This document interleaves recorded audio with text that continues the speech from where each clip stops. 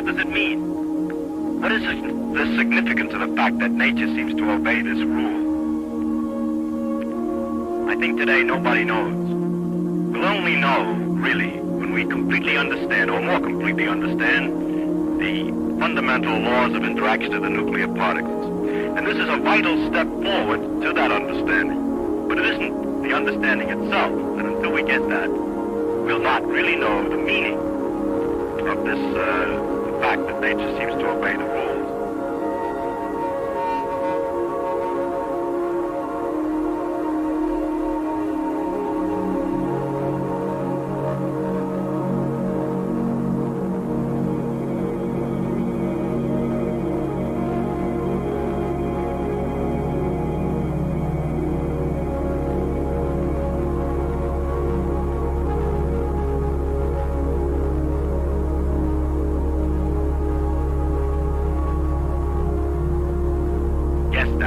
By Gell-Mann and Neyman. It's analogous to the discovery of the periodic table by Mendeleev a century ago. He discovered at that time that various chemical elements came in families and that there were relations among them, that the chemistry of sodium and potassium, for example, were similar. This was extremely important in the development of science and in bringing about the ultimate understanding of the behavior of atoms.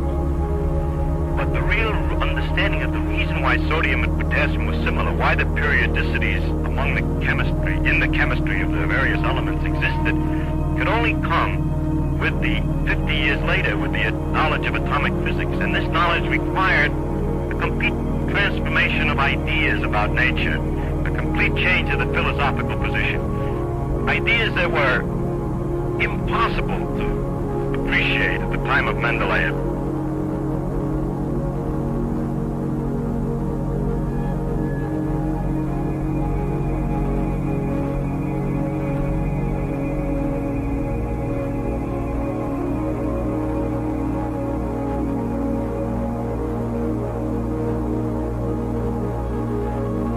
Principle of uncertainty of Heisenberg had to be discovered. I understand of the relation of cause and effect had to be modified with the principle of indeterminacy.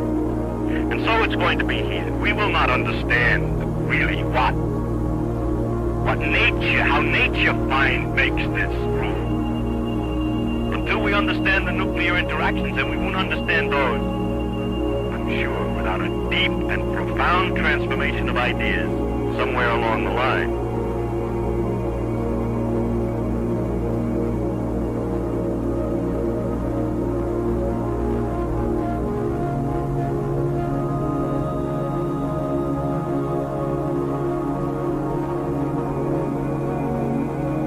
We already see some of the difficulties. This law of Gell-Mann and Neyman, this symmetry law, is not a perfect symmetry. If it were, the statement would be that the replacement of one particle by another will make no change. For example, the replacement of a neutron by a lambda should make no change. And yet the neutron and lambda differ in mass alone by some 20%. So there alone is a change, that when you take a neutron and replace it by a lambda, the mass is different. So this symmetry is not perfect. It's an imperfect symmetry. Physicists are happy with a perfect symmetry. To say something is absolutely true and absolutely symmetrical seems to be a succinct, simple, and elegant statement of the law of nature. If the thing were completely unsymmetrical, then there would be nothing to say. But by what kind of a view is a thing that is only partly symmetrical natural? Is a thing that is only partly symmetrical beautiful? Well, the artists say that in this camellia bush here, the artists feel that the camellia, in its partial but near symmetry, is especially beautiful, and far more beautiful than a perfect geometrical pattern. But physicists feel that a partial symmetry is an indication that some deeper and more profound description of nature is possible, that there's gold in Venzar Hill.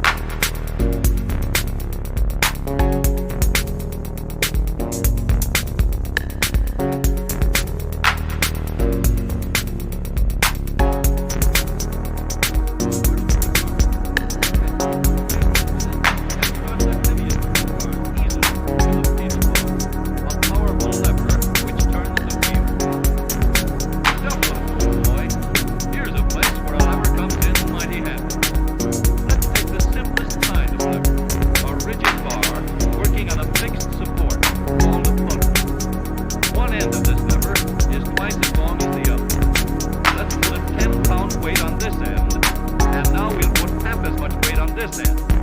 5 pounds balance 10. If we have 25 pounds to lift, we just use a longer lever. The 5 pounds will now balance 5 times as much. Let's raise the lever in the air, change its shape a little, and we have a crane.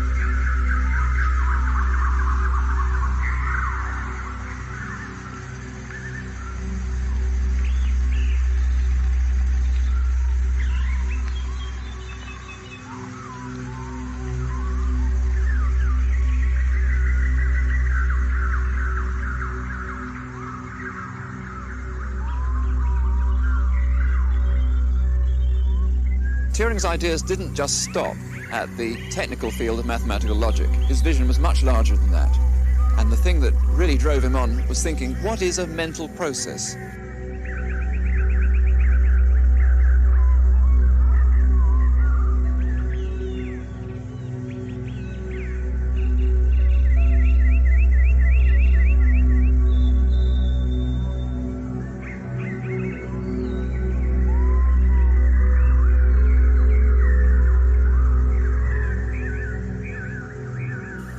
What is any process by which, by thinking, we could arrive at any conclusion at all? What are our brains doing when we're thinking? And that was the argument in the background of this paper that he then wrote in 1935 and 1936.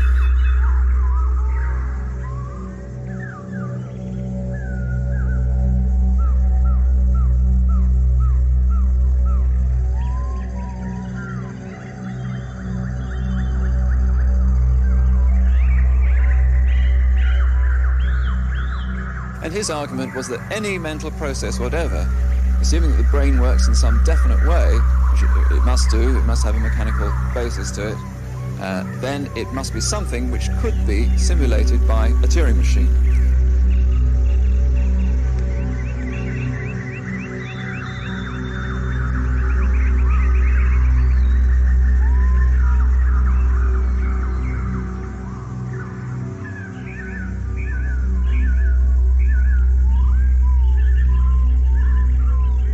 So he had a way of formulating what any possible mental process must be. That was his general argument. And that's the argument which looms larger and larger in his thought and is now the basis of his ideas about artificial intelligence.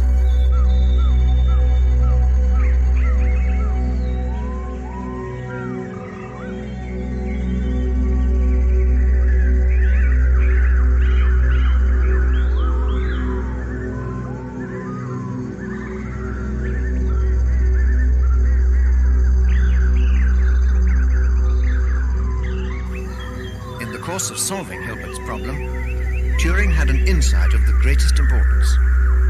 His original conception had required a different Turing machine for each logical task, but he went on to imagine a universal machine which could read and execute the instruction set of any single Turing machine and therefore perform all possible logical tasks.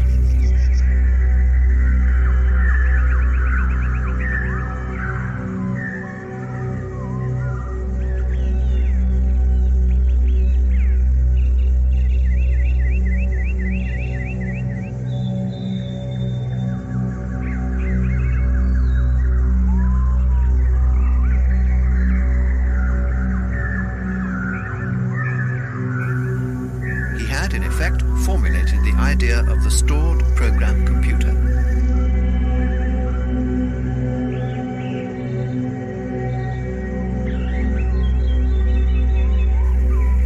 And it didn't matter too much what the actual hardware details of the machine was, as long as you were sure that the individual steps were dead simple. So he needed some way of imagining this, so he concocted the idea of a paper tape, which had either a 0 or a 1 in each cell, and a very simple imaginary machine which just chugged back and forth left and right on this single paper tape, which was imagined to be infinitely extended in both directions.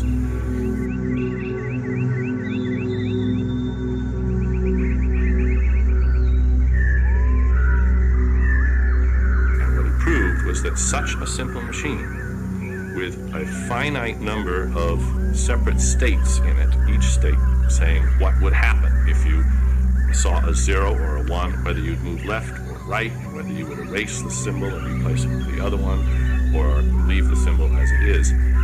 That's all you needed in order to compute any computable function. So it was a sort of existence proof that there could be a mechanical device which, by simply compounding and iterating all of these simple steps, could do any computation that any human being sitting at a desk and using his wits could do.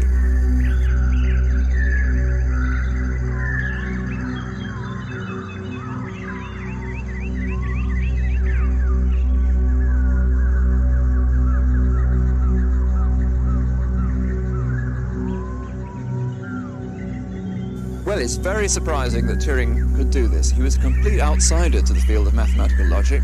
All the experts in that field in America or Germany, they'd never heard of him. He was only 23. He was a no one in the mathematical world.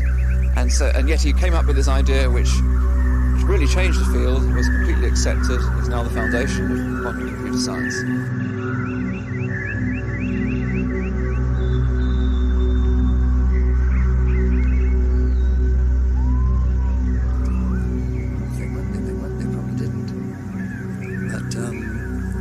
I don't think people were an important feature of his life. I don't know. There must have been some people who mattered a lot to him, certainly. But machines and ideas were his real love, I believe.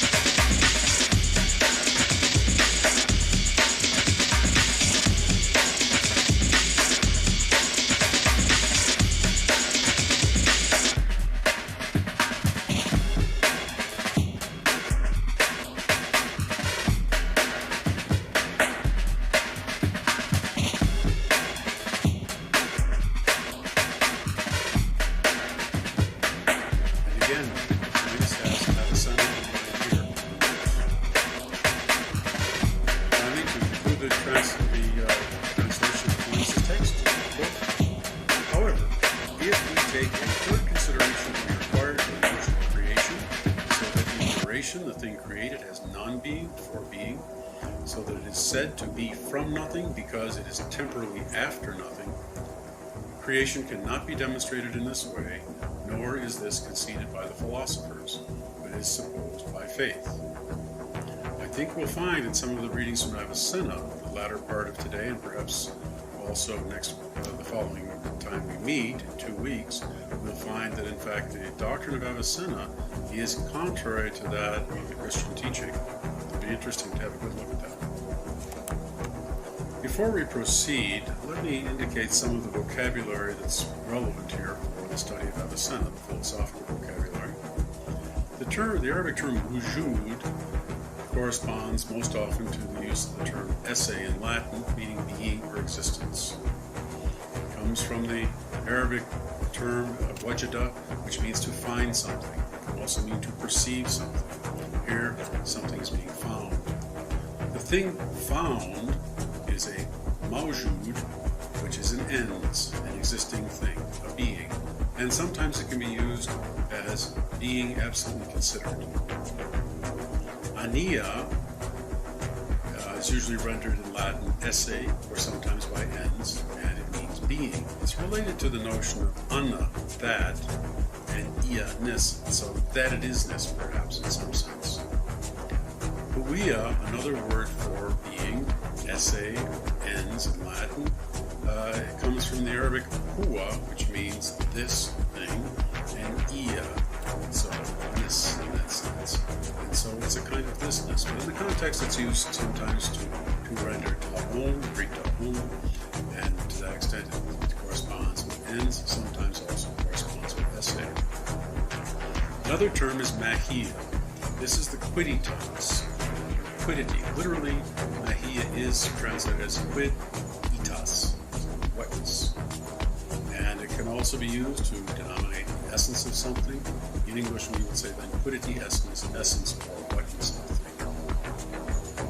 Wajib al-wujud is the technical term used for God as the necessary being for the sun, rendered in Latin as necesse esse. Al-fa'il al-awwal is the first agent. In this case, the first agent is God. So agens prima. And he also uses wahid al-suwar, dator formal, giver of forms, and this denominates the agent of the word. One more page of vocabulary. Alaqul fa'al is the intellectus agens, intelligentsia agens, another term for the agent intellect. Alaqul al-ayunani is the material intellect, that is intellectus materialis, and sometimes this is described also by possible intellect, or intellectus possibilis by Aquinas and others in that language. The term matna is translated as intensio, as an intention, and it usually refers to, not always, but usually refers to a form as apprehended by perception or by intellect. So they can speak, in the Arabic, they can speak of sensible intentions or intellectual intentions. And finally, mawjudat. This is the plural of mawjud, and so is beings. Find it as entia, sometimes existentia. The latter is rare as a singular noun in Aquinas.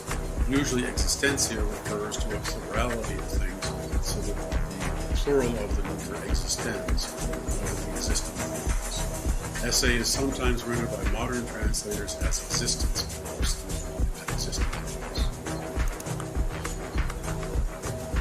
So for today's 2 lectures on Avicenna, I want to first focus on his notion of necessity and possibility, with particular emphasis on his development of the notion of the wajib al-wujud, the necessary being, necesse esse, that is, God as the first and only necessary being. The argument which leads to the necessary being begins in Metaphysics, Book 1, Chapter 5, and continues through Chapter 7. 5 is on the existent, mawjud, thing, shay, and necessary. There, Avicenna writes that there are 3 first intentions which arise initially in the soul. That is, being or existent, mawjud, thing shy and necessary. Deuteronomy. These are primary intentions or notions which arise naturally in the mind as first principles. So they are in that sense, a priori when we encounter the world.